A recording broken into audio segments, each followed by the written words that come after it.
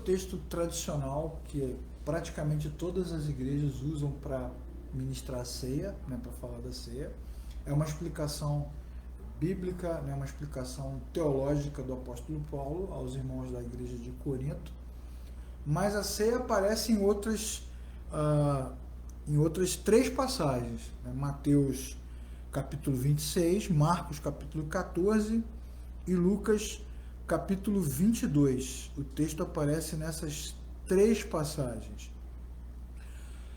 Vamos começar falando sobre a origem histórica da ceia, que é importante, né? A ceia foi uma celebração da Páscoa entre Jesus e seus discípulos, pouco antes dele ser preso, morto, né?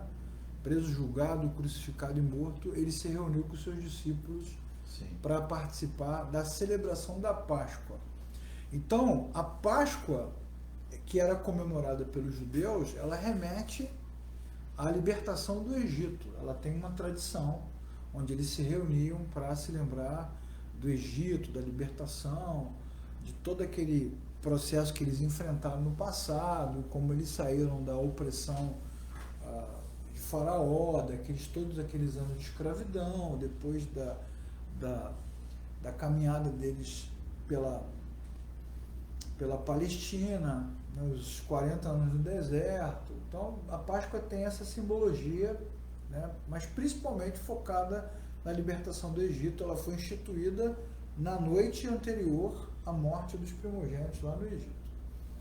Mas esta reunião aqui de Jesus com seus discípulos, ela foi feita para ressignificar a Páscoa. Então, a primeira coisa que a gente tem que corrigir na nossa cabeça é que nós não estamos, em momento nenhum, quando nos reunimos, trazendo de volta à memória a simbologia judaica, a história de Israel. Isso não faz parte da nossa caminhada. Sim. Acabou ali. Ali, naquele momento, Jesus vai ressignificar a Páscoa e vai dar para ela um novo sentido. Então é um encontro íntimo, é um encontro entre amigos, é um encontro de comunhão, onde Jesus abre o seu coração. E então ele parte o pão, né? Na noite que Jesus é traído, além de ser uma coisa íntima, particular, de comunhão, também é uma carga emocional muito grande, né? Jesus é traído, é vendido e está no caminho da crucificação. Então tá com os nervos à flor da pele ali, sentindo o peso daquele momento, e nesse instante ele está reunido com os seus amigos e então ele parte o pão. Então a ceia, historicamente, ela traz esse peso emocional, ela é muito significativa e não é uma reunião entre estranhos, é uma reunião entre amigos. Ele parte o pão. Sim. E ele diz para os seus discípulos: este é o meu pão, este é o meu corpo, perdão, que é partido por vós. O que isso significa? Que o corpo dele será partido, não no sentido de ser esquartejado, mas no sentido de ser entregue, dividido por vós. Então, da mesma forma que ele parte o pão e distribui, da mesma forma ele está entregando o seu corpo para ser sacrificado, crucificado para todo aquele que nele crê. Nesse momento emotivo ali do sermão, onde eles estão reunidos, né, onde Jesus vai se preparar emocionalmente para enfrentar a crucificação, o que ele está dizendo, o que ele está enfatizando é a doação do seu corpo, da sua vida, voluntariamente. Ele já fala sobre isso antes, mas ninguém tira a minha vida, eu a dou voluntariamente, né? Ele dá voluntariamente, uma vez que Deus o enviou para isso, como nós cantamos agora, né? Como está escrito em João 3,16, Deus amou o mundo de tal maneira que enviou o seu Filho, deu o seu Filho. Então, o que está em jogo ali é a doação, é o caráter de doação, é a graça de Deus, né? A manifestação física de um plano redentor eterno. O que você precisa pensar, quando a gente lê esse texto, é exatamente como Deus transforma algo que é invisível, uma obra redentora eterna invisível, numa coisa tangível, visível, tocável. Esse é o meu corpo. Então ele dá o pão e torna então concreto algo que é invisível, que é espiritual. Sim. Então torna aquilo concreto, que é partido por vós. Fazer isso todas as vezes que comerdes em memória de mim. Então, ele, além dele estar trazendo todo esse peso emocional e falando desse caráter doador da graça de Deus, ele está dizendo o seguinte, que esse ato de partir o pão e de lembrar da graça, da doação da morte, esse ato deve ser feito constantemente entre os servos de Deus. E observe o texto, né? Todas as vezes que vocês comerem, então vocês, comunhão, junto, né? É grupo, nunca é separado ou isolado, que é outra coisa importante também, né? A gente está num mundo pós-moderno, já falamos sobre isso várias vezes, né? No mundo pós-moderno, de relações hedonistas, egoístas, né? De sentimentos mal estabelecidos, então fica essa coisa do você é igreja, eu sou a igreja, ele é... Não, a igreja é um corpo, é coletivo. É um conjunto de membros. Cristo morreu pela igreja, pela comunidade, nunca pelo indivíduo. Então essa coisa do indivíduo a gente até entende em função da vida que a gente leva e de como as coisas estão acontecendo, mas a coisa do indivíduo na comunidade dos cristãos ela não existe. O indivíduo é parte de um corpo. Cristo é a cabeça, né? O cabeça de um corpo. Então isso tem que ser sempre lembrado por nós, enfatizado todas as vezes que nós nos reunimos. Da mesma forma, Jesus passa o cálice, serve o cálice e diz, este cálice é a nova aliança do meu sangue. E esse discurso de Jesus, ele vai botar um ponto final em todas essas tentativas que se fazem nas igrejas, nas comunidades, de líderes que tentam resgatar, restaurar, restituir, recolocar a tradição judaica, as coisas judaicas. É a nova aliança do meu sangue. É bom a gente falar sobre isso, não vou falar isso profundamente, mas pelo menos fazer aqui um recorte sobre esse tema, porque a gente vive também um tempo de muitos falsos mestres. Eu e o Davi gravamos aqui 2 vídeos sobre falsos mestres para você assistir. Está lá no canal youtube.com/Oficina da Palavra, e aqui também na página da Verdade e Graça estão os vídeos sobre falsos mestres. Uma das coisas que os falsos mestres fazem é tentar trazer doutrinas e pensamentos que não condizem com o cristianismo e fazer da ceia um momento judaico é uma falsa doutrina, porque a aliança, né? E quando a gente fala de aliança na Bíblia, a gente não está falando de amizade, a gente está falando de pacto, né?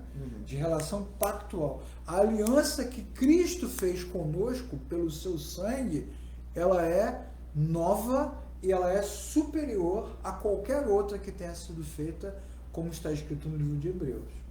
A gente tem na Bíblia, né, a aliança que Deus fez com Noé, depois tem a aliança que Deus fez com Abraão, tem a aliança que Deus fez com Moisés, né? Tem um monte de alianças, um monte de pactos na Bíblia, mas a nova aliança, a aliança feita em Cristo, por Cristo, através de Cristo, é superior a qualquer outra aliança. Ele vai dizer, esta é a nova aliança do meu sangue. E é por causa do sangue de Jesus derramado na cruz que nós nos tornamos novamente conectados com o Criador. Nós estávamos desconectados do Criador, afastados do Criador totalmente, e aí essa reconexão é feita pelo sangue de Jesus. Eu pergunto para você que está nos assistindo agora, qual a nossa participação nesse processo doador, nesse sacrifício, nesse ato de Jesus? Qual a nossa participação? Nenhuma participação. Zero. É um ato voluntário. Então, o que cabia aos discípulos naquele momento? Comer e beber. Então, a ceia traz esse aspecto histórico, né, de Jesus servindo os seus discípulos, dando a eles um ensinamento direto sobre si mesmo, sobre o seu trabalho, sobre a sua obra, sobre o seu sacrifício, sobre o que ele ia fazer naquele momento e como aquilo ia se projetar para o futuro, né? Façam isso em memória de mim. Agora eu vou falar da memória, que é um aspecto do texto para nós decisivo, né? Toda ceia tem a ver com lembrança. Toda celebração da ceia tem a ver com lembrança, com memória. Não tem a ver com a gente. Não é sobre nós, não é sobre mim, não é sobre o Davi. Sim. É sobre Jesus. Façam isso em memória de mim. Em memória de mim até que eu venha. Então a gente tem que lembrar de quê? Da sua vida, da sua obra, do seu trabalho na cruz, da sua morte, da sua ressurreição, e vamos lembrar da sua promessa. Qual é a sua promessa? Que ele estaria conosco até o último dia E que ele voltará. Então, em memória de Jesus, isso é muito importante. Você que está assistindo essa mensagem ao vivo ou vai assistir depois, como as pessoas distorcem a mensagem da ceia, né? Quantas vezes a gente vê as ceias, as ministrações de ceia se transformando em momentos de amor, de comunhão, entre amigos, né? E a gente vai para lá e quantas vezes a mensagem e a celebração só fala da gente mesmo. Sim. Né? De você, dos seus problemas, das suas questões, das suas dificuldades, dos seus lamentos. Não é sobre nós, irmãos. Sim. Não é sobre nós. Né? Alguém poderia até dizer assim, nossa, mas eu tenho que olhar para a minha vida, se a gente vai falar sobre isso daqui a pouco. Mas olha para ser, os discípulos, vocês acham que os discípulos eram mais dignos do que nós somos? Judas estava ali. Eu acredito que eles, a maioria deles ali naquele momento, estavam sem entender, né? Então eles não estavam reflexivos consigo mesmo, eles estavam tentando entender aquele momento. Não estavam entendendo nada, né? Ou entendendo um pouco. Um pouquinho. Ou desconfiando do que se aproximava. Até porque não é um discurso novo, né? Sim. Jesus já vem falando sobre a sua morte. Exatamente. Esse é o principal ponto, irmãos. Infelizmente, por causa do tempo que a gente vive e das estruturas eclesiásticas, muito do nosso culto ficou focado no homem o tempo todo. Então a pessoa vai para uma celebração de ceia e ela só fala dela mesmo, só pensa nela, nas suas questões, nas suas tristezas. Bom, e celebrar a ceia só pensando nas minhas questões é uma derrota muito grande. Porque se eu começar a olhar para mim mesmo, e quebra o princípio do motivo de estar celebrando a ceia. Que né? é Cristo. Isso aí, que é lembrar de Cristo. Esse é o ponto principal. A ceia tem a ver com uma questão histórica.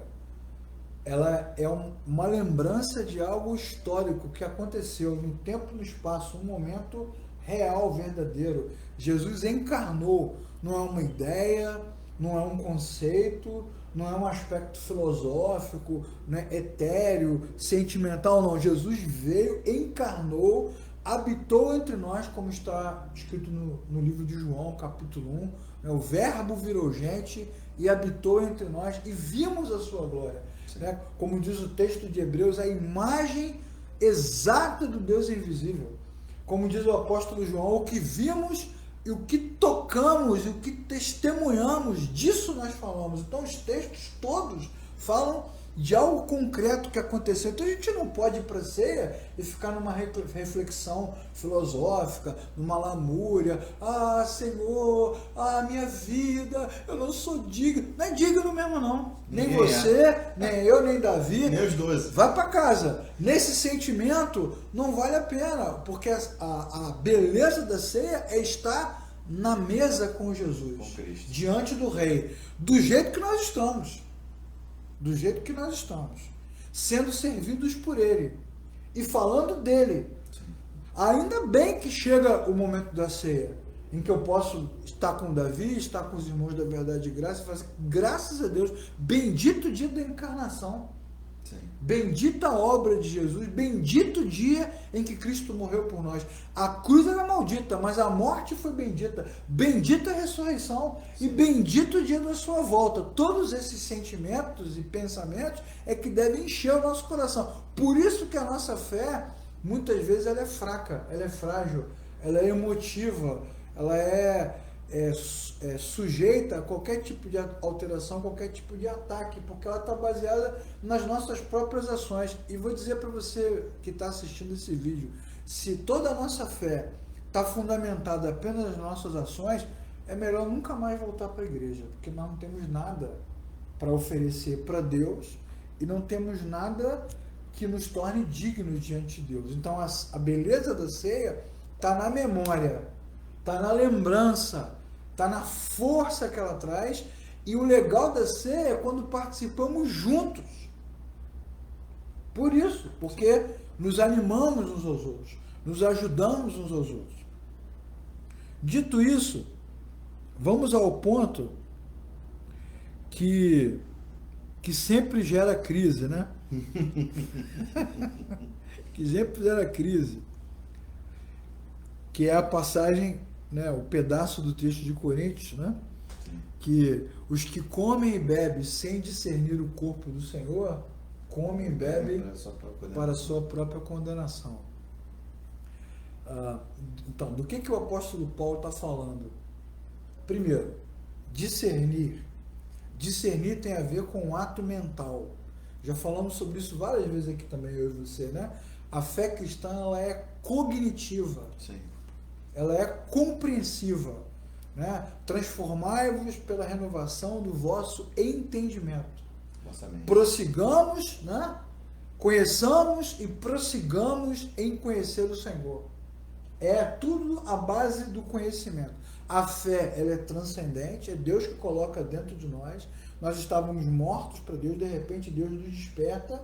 Por isso que a gente fala de novo nascimento, de ressurreição. Tem um vídeo lá no canal também sobre isso, só sobre esses temas: ressurreição, novo nascimento, arrependimento, conversão, para você assistir, que eu fiz com o Paulo Pimentel lá do Betel.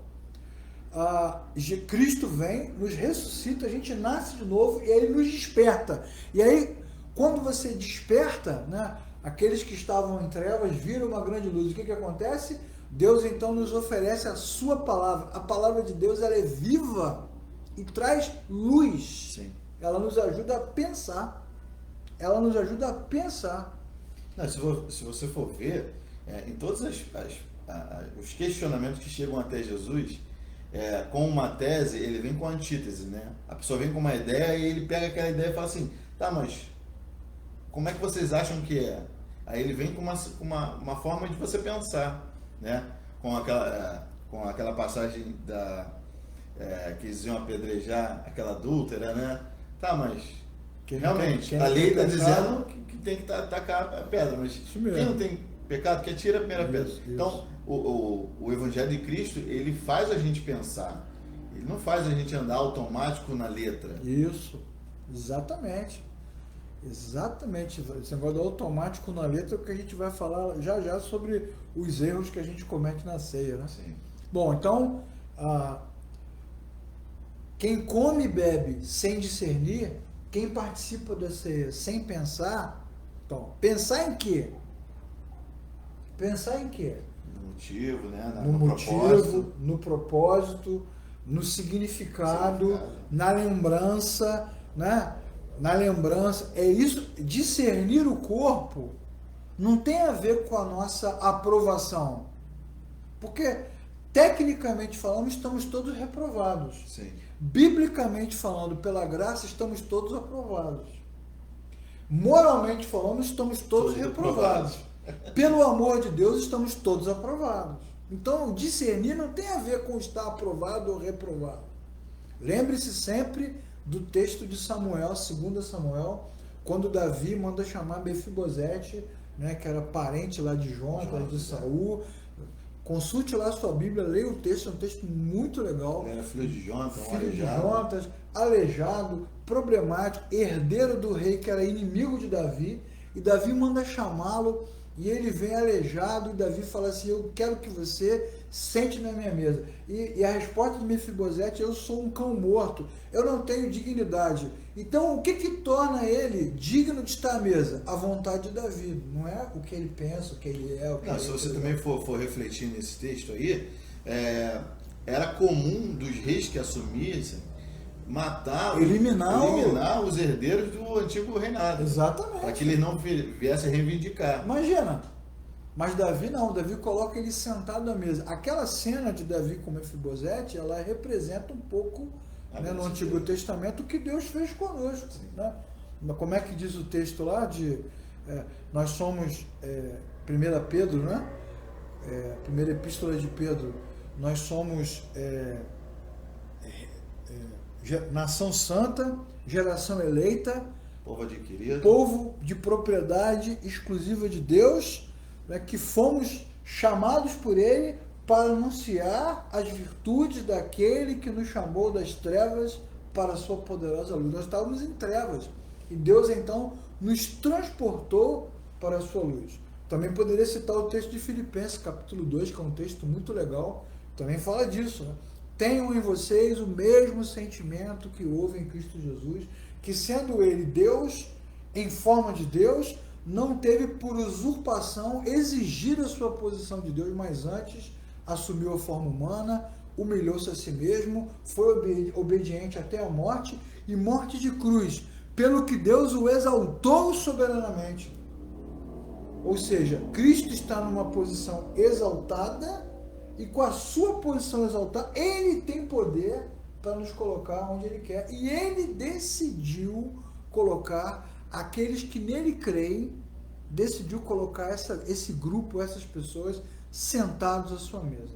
É uma decisão de Deus. É uma decisão de Deus. Por isso que o amor de Deus é constrangedor, né? Exatamente. Ele colocar o inimigo dele para sentar, chamar de amigo, né? Por conta da sua graça, maravilhosa graça. Muito legal. E assim, estamos pensando, né? Imagine que nós estivéssemos aqui participando da ceia. Estamos pensando no que Cristo fez. Agora vamos lembrar o texto famoso de João 3,16. Porque Deus amou o mundo de tal maneira que deu seu Filho unigênito para que todo aquele que nele crê não pereça. Significa que o que não crê já está condenado, vai perecer. Perecerá. Para todo aquele que nele crê, não pereça. Jesus depois, ele vai dizer, com muita clareza, né, que largo e espaçoso é o caminho que conduz à perdição. E muitos são os que entram por ele. Sim.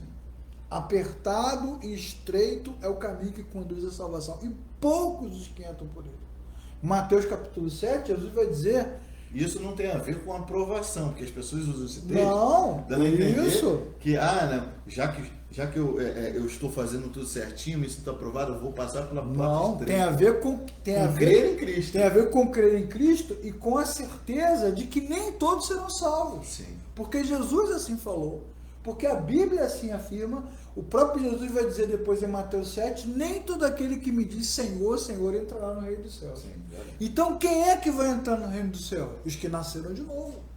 Os que do seu interior, João capítulo 3, saíram rios de água da vida. Os que tiveram um encontro com Jesus. Não adianta estar na igreja, ser religioso, neto de crente, bisneto de crente, filho de crente, levita, músico, pregador, professor de escola bíblica. Isso é inútil se não houver o encontro com Cristo. E esses que não se encontraram com Cristo jamais entenderão a obra que Cristo realizou. É disso que Paulo está falando. E não conseguem discernir o momento da ceia. Não conseguem entender. Então, quem toma a ceia, quem participa da ceia, sem nunca ter se encontrado com Cristo, come e bebe para a sua própria condenação. Porque está assinando embaixo o que a ceia está dizendo. Né? O pastor está lá pregando, né? Missionário, bispo, apóstolo, sei lá o nome do líder da igreja, ele está lá pregando, porque Jesus morreu pelos pecados, aí você vai lá e diz amém, amém, é verdade. Jesus morreu para que todo aquele que nele crê não pereça, e você diz o que? Amém, é verdade. Porque nos últimos dias, aqueles que não creram serão condenados, e você diz amém. Então, você está assinando embaixo, mesmo sem compreender a obra de Cristo, porque essa compreensão, ela só existe no coração daqueles que nasceram de novo.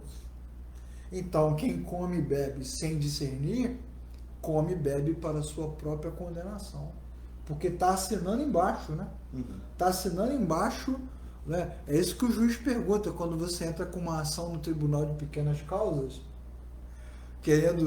reclamando do atendimento da loja, né? O que o juiz pergunta lá para a pessoa? A senhora assinou o contrato? O senhor assinou o contrato com uma arma na cabeça? Né? Ah, mas eu não sabia. Mas assinou. Isso é comum. é a mesma coisa. Participar da ceia sem ter nascido de novo é como assinar um contrato sem ler, sem discernir. E por causa disso, há muitos entre vós, aí Paulo vai dizer, como essas pessoas vão adoecendo, vão enlouquecendo, vão se perdendo, vão banalizando aquilo que Cristo realizou, porque na verdade elas não entendem. Agora, para os que nasceram de novo, para os que realmente se encontraram com Jesus, o momento da ceia é sublime, porque ele é renovador, é um refrigério. Tu vem lá, né, durante a semana, durante o mês, com os seus problemas, com as suas dificuldades, rastejando, em crise, em dúvida, com medo, sofrendo, se culpando, né? Quantas vezes nós nos sentimos reprovados por Deus, distantes de Deus, parece assim, não, Deus não vai me amar mais, eu fiz isso, fiz aquilo. Quando você chega no momento da ceia, a memória traz de volta a lembrança do que Cristo fez, quem nós somos, quem Ele é, o seu poder, a sua graça. Então isso traz refrigério ao nosso coração. É o contrário do que muita gente ensina, né? Quantas comunidades de fé realizam as suas ceias e tornam a ceia um ambiente de medo, de culpa, de acusação, né? De opressão. Eu me lembro, quando eu era pequeno, já contei isso várias vezes, em vários lugares onde eu falei, inclusive na Verdade Graça, quando eu era garoto, na igreja onde o meu pai era membro e ele me levava para a igreja, você tinha as ceias, geralmente eram realizadas nos cultos para membros, que tinha um culto lá que era só para membros. E esse culto, para você entrar... Era doutrinário, não, né? Você tinha que ter carteira de membro, tinha que entrar e depois que você entrava, fechava a porta. Eita. Não tinha portas abertas, né? Não era um culto público, era um culto para os membros. E a ceia era um pavor, eu tinha horror de ceia. Principalmente ceia de noite com chuva. Meu pai. Trovão. Cada trovoada eu achava que Jesus estava voltando. Um medo. E aí os pastores, na hora de pregar, só terrorismo, só derrota. Fulano comeu e engasgou com o pão. O outro comeu, teve ataque cardíaco. O outro comeu, na hora de comer na ceia, fulano se levantou, contou a vida dele toda. Nós estamos aonde, irmãos? Estamos num tribunal de julgamento ou diante do nosso Redentor? Porque o que foi que Jesus ensinou? Eu não vim para condenar o mundo. O mundo já está condenado. Eu vim para salvar, pô. Não vim para condenar. Onde é que nós estamos? Que cenário é esse que se cria na ceia? Moralista. Não, um cenário moralista, inquisidor. Parece o tempo das bruxas de Salém. É uma inquisição. Taca na fogueira! Você está fazendo isso, você está fazendo aquilo. E é mais ou menos o que Davi falou agora sobre a cena da mulher adúltera. Se Jesus participasse da ceia conosco, muitas vezes, se consultado, talvez ele dissesse, não, beleza, quem não tem pecado, exclua. Quem não tem pecado, exorte. Quem não tem pecado, atire a primeira pedra. Você tá falando... Sua mente está indo longe, né? Não, você está falando aí, eu lembrei de... Porque é importante a gente falar sobre isso, né? Que a gente é um ajuntado de experiências, culturas e tal. Então, às vezes, a pessoa vem do catolicismo com algumas neuras, né? É verdade. Uma irmã uma vez me perguntou se ela podia morder o pão. Porque engolia, né? Na hóstia. Não, porque a hóstia você não pode morder, né? Isso. Você tinha que engolir direto. E tinha até aquela coisa de que se ficasse colado no céu da boca, tinha um... Tem tudo. Não, tem gente que acha que precisa, na semana da ceia, se preparar para ela. Se santificar. Espiritualmente, para aquele momento. Então, agora, para a gente fechar a nossa discussão aqui, porque senão a gente vai até meia-noite discutindo, né? Já estamos aí com uma hora avançada. Vou falar de 4 erros comuns que a gente comete na hora da ceia. O primeiro erro é sacralizar demais a ceia.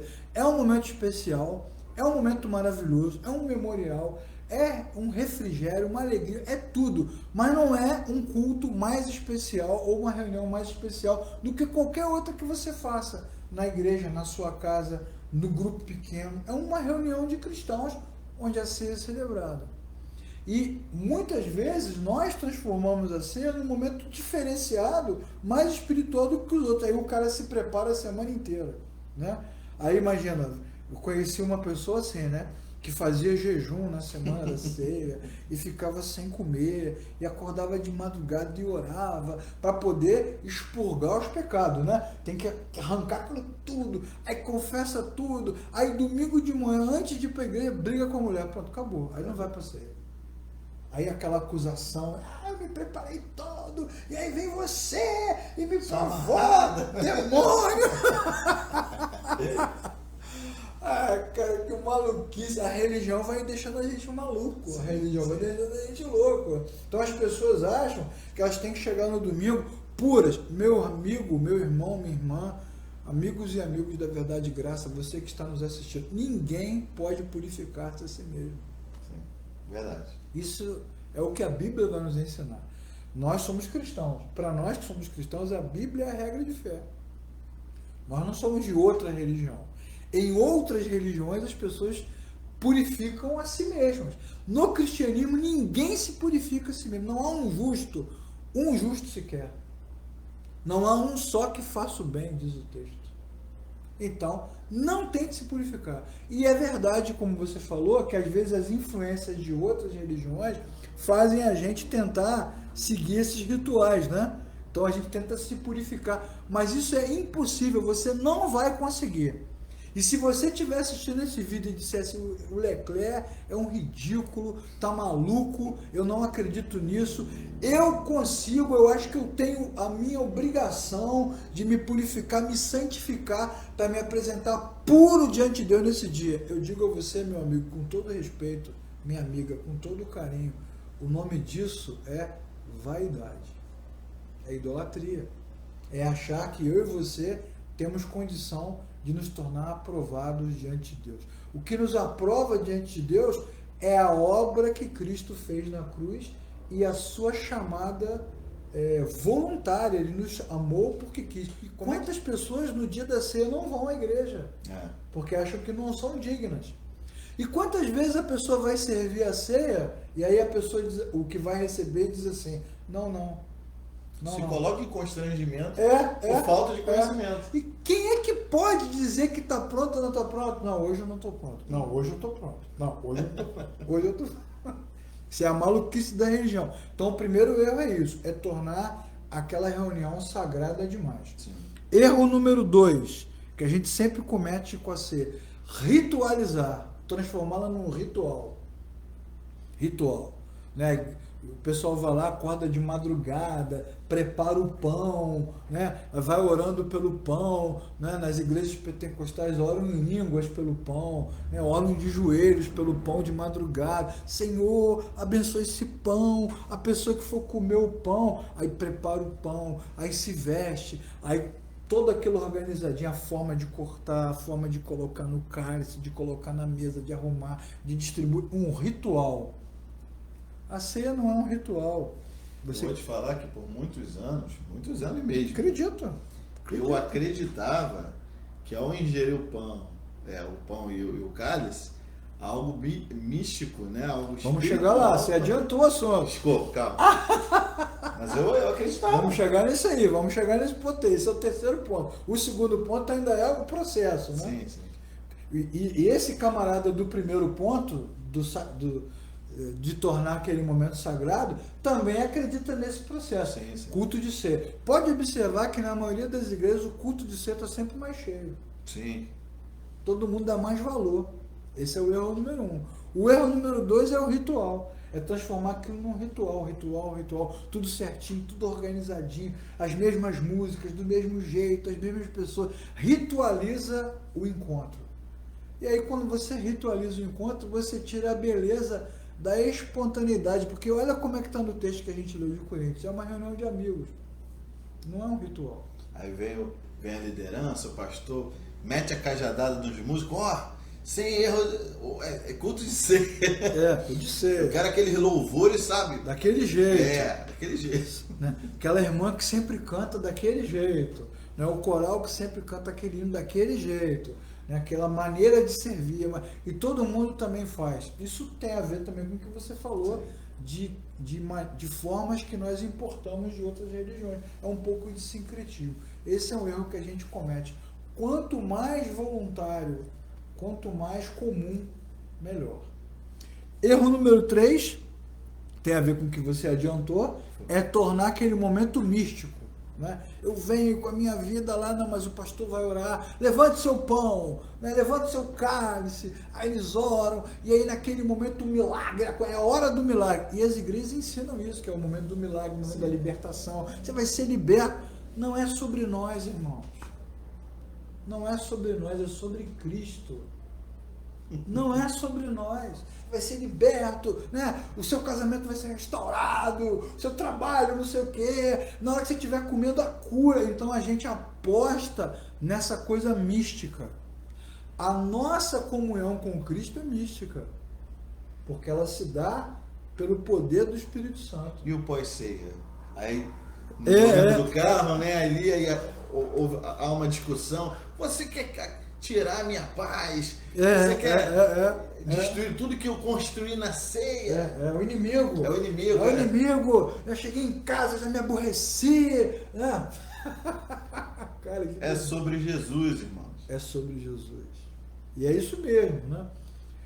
Eu conheço comunidades onde as pessoas ficam orando. Tem um grupo de intercessão que fica orando paralelo. O culto está rolando e numa sala separada, aquela turma orando, intercedendo. Pelo quê, irmãos? Pelo quê? Vocês ainda não aprenderam que os cristãos são os mendigos? Nós somos os mendigos, os pobres. Nós somos os publicanos. Nós somos os samaritanos. Nós somos os leprosos. Sim. Somos nós. Chegamos diante de Deus com indignidade e só estamos aqui porque Ele nos amou primeiro. Então, pela fé, crendo nesse amor, nós bebemos de graça da água da vida. Acho esses textos incríveis. Venham e comprem sem dinheiro. Paradoxo, né? Venham e comprem sem dinheiro. Venham e bebam de graça da água da vida. De graça, irmãos. E de graça nos dois sentidos. De graça porque não custa nada mesmo. E de graça porque é o favor de Deus na nossa direção. É um movimento voluntário de Deus. Então não há mistificação. E eu não estou com isso, irmãos, irmãs, amigos e amigos da verdade e graça. Eu não estou com isso negando o poder de Deus. Tudo pode acontecer quando estamos na presença do Senhor. Sim, em qualquer reunião. E em reunião nenhuma. A ceia não carrega essa coisa mística que muitas pessoas trazem como ensinamento. Por fim, para a gente terminar essa reflexão, o primeiro erro que a gente falou é tornar o encontro da ceia sagrado demais. Como se eu precisasse estar num estado de purificação para ser recebido por causa daquele conceito lá do discernir o corpo. Isso é um erro. A segunda coisa que a gente faz errada é ritualizar demais. Construção do evento, né? É um erro. Terceira coisa que a gente comete errada é mistificar demais. Também é um erro. Por fim, o erro que a gente também comete às vezes por falta de ensino, por falta de Bíblia e por falta de momentos como esse é banalizar a ceia. Sim. É servir de qualquer maneira, é comer de qualquer maneira, é participar de qualquer maneira, é para qualquer um, né? Então, todo mundo, vamos lá, é a farra do boi. E isso tem a ver com o que o apóstolo Paulo falou, né? Chega lá na reunião da comunidade, toca uma música qualquer, né? Faz um solo de rock and roll, igual a gente viu essa semana. Não vou falar onde foi, faz um solo de rock and roll, aí todo mundo pula, dança, aí vem as crianças, vem o visitante, vem o adolescente, vem o que se converteu hoje, o que se converteu ontem, e aí você banaliza aquele momento importante. Ele não é sagrado, no sentido, né, de tornar ele mais especial, ele não é místico, não é um ritual, mas também não é banal, porque é a nossa recordação mais importante. Nós estamos lembrando de quê? Do que Jesus fez, do que ele faz e do que ele fará quando voltar. Então não pode ser banalizado. Sim. Não pode ser banalizado. Quantas reuniões de ceia a palavra de Deus não é pregada? Ou quando é pregada, prega-se qualquer assunto. Momento para a gente falar de Cristo, da cruz, da ressurreição. O cara fala de qualquer coisa. Fala de amor, de amizade. Que amizade? Fala de Enoque. Né? Fala de Enoque, fala de guerra, fala de política, fala do pobre. Não!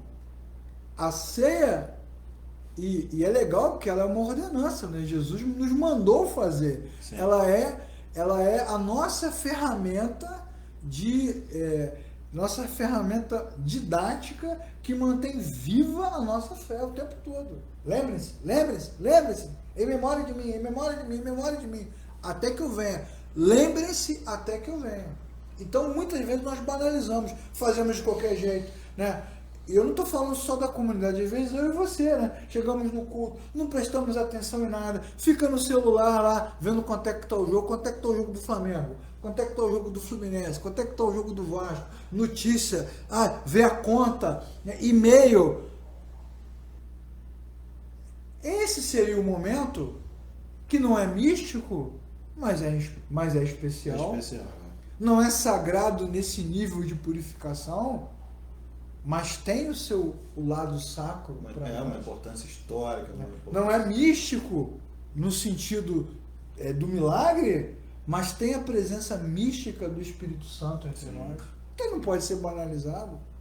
Então, como eu participaria da ceia? Para a gente fechar, Davi.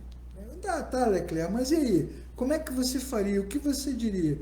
Meu irmão, minha irmã, amigos e amigos da Verdade e Graça. Primeira coisa, é reunião de ceia virtual ou presencial, né?